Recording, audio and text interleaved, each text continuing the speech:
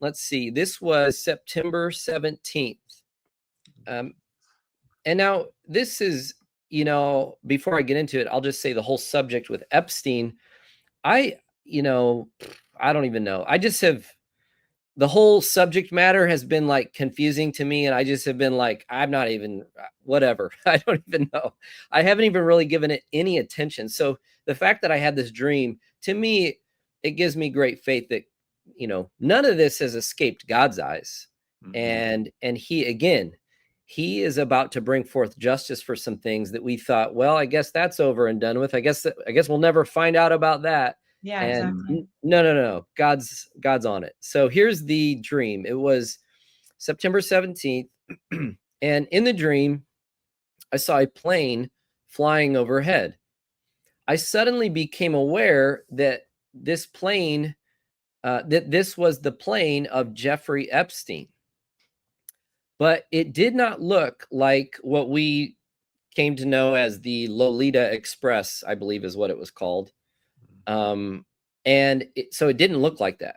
And I got my camera out and I tried to take pictures while it was flying. And I was trying to zoom in on it before it could land. And for some reason, I knew that most people in the world had no idea that this was just flying around and that it contained evidence. It was like, I knew if I get a good view of this plane, it would reveal some major evidence that would have major consequence.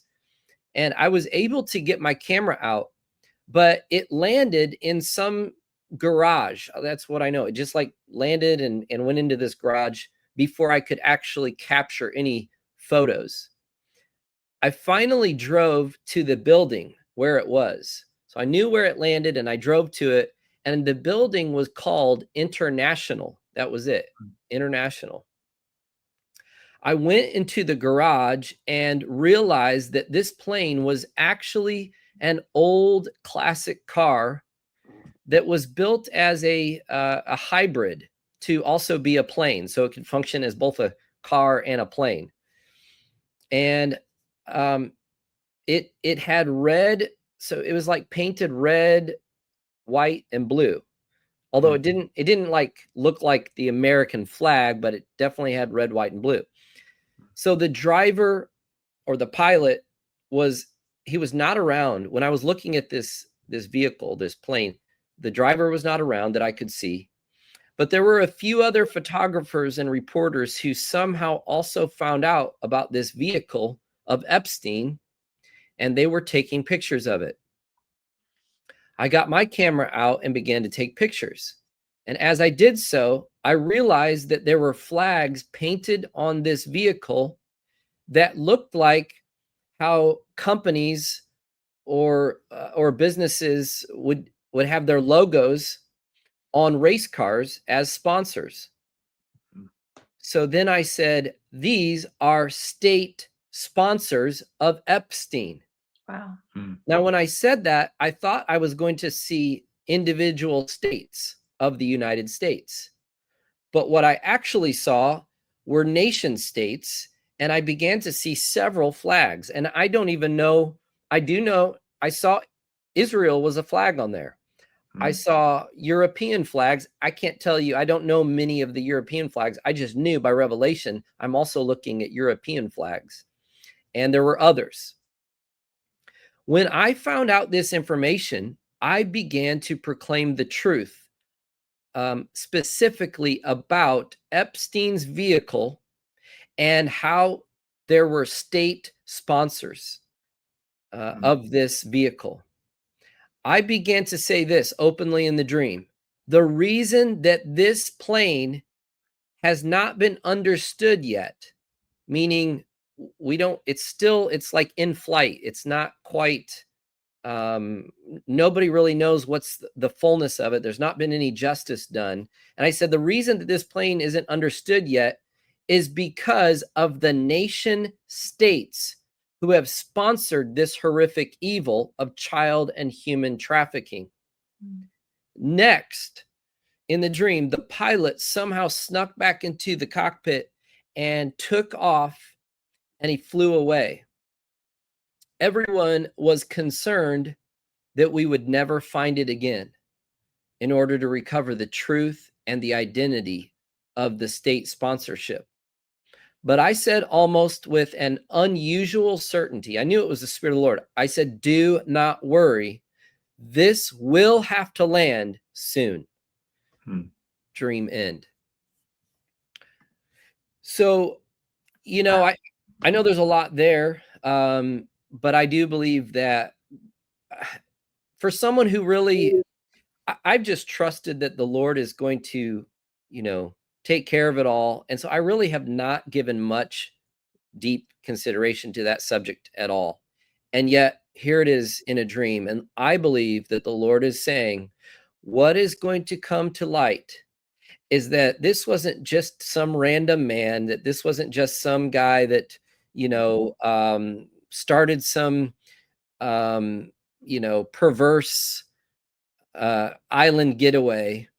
But no, there were actual state sponsors of this horrific evil that used it as a trap for politicians, for entertainers, as a work of control, to blackmail, and all of that. And I had the thought, I prayed into it. I said, Lord, why was the plane or the vehicle red, white, and blue? And he said, because this is what I heard. He said, because you will find that there was a connection to the U.S. State Department as well. Wow. So the U.S. State Department and foreign nations all became state sponsors of this evil.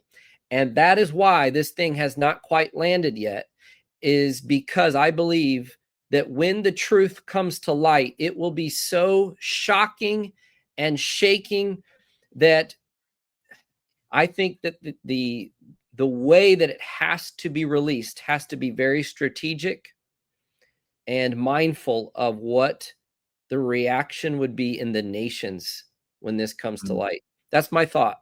But the hope of this, and this is what I want to say, you know, I've never, again, it's so nice for me when I get a dream that seems so random and spontaneous, because I like that, because it's like I've not premeditated this.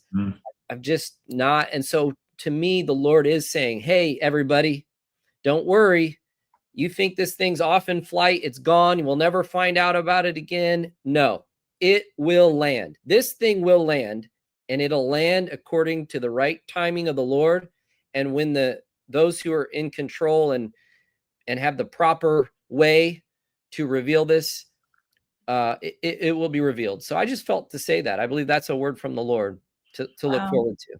That dream, whenever you were sharing it, and I had read it earlier, I was kind of the same, wondering, okay, so why is God talking about Epstein right now? And I think it kind of goes with your other dream about not quitting, because it's easy just to put it up on the shelf because nothing makes sense.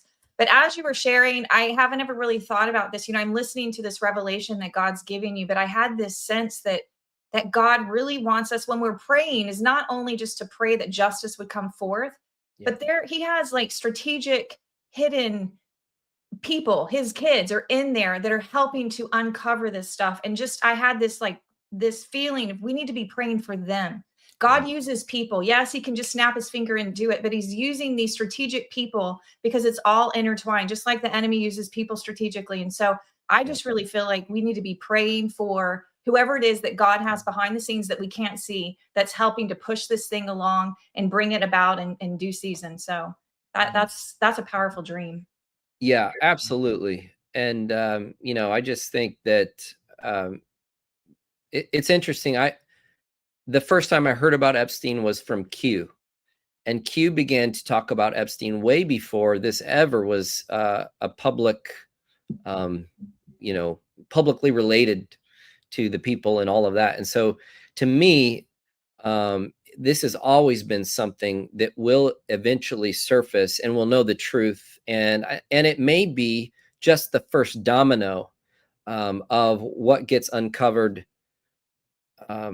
You know, part of me feels like that this whole Epstein narrative is to get the world thinking in terms of they have been using child and human trafficking and compromising situations to blackmail governments and nations for a long time. And as soon as you get that in the consciousness of people, now to begin to expose other darker levels of human trafficking and child trafficking doesn't become as shocking. So part of this, I do believe, even why has there been a demand from everybody to know this situation, is to get people talking and thinking this way. That's one of the things that's actually unifying in our country. Everybody wants to know on both sides, it seems like, you know. Exactly. So, exactly. Yeah. Wow. So the good news is that I believe God is, like you said, is orchestrating things. He's using people. There's a lot happening behind the scenes, and he's giving us encouragement. Don't give up. Don't be so flippant when you see, well, I guess it's flying off. We'll never hear about that. I guess justice is never coming, blah, blah, blah, blah. And the Lord is saying, no, stop it. Hold fast. Fight the good fight of faith. Continue to petition and persist in seeking me, and watch. I'm going to avenge this. I'm going to avenge you, and I'm going to bring justice speedily.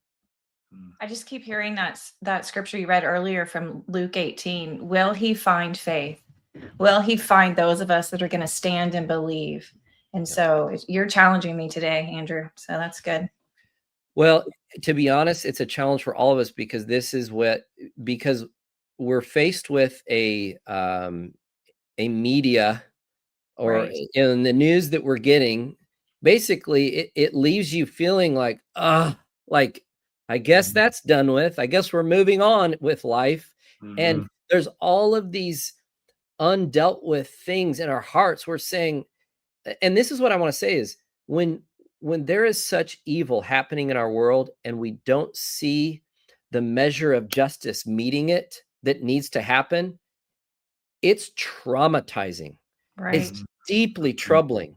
And that is why I believe so many of the sentiment of people is like, I'm done. I'm done with even hoping. I'm done with even believing. And God's saying, stop it.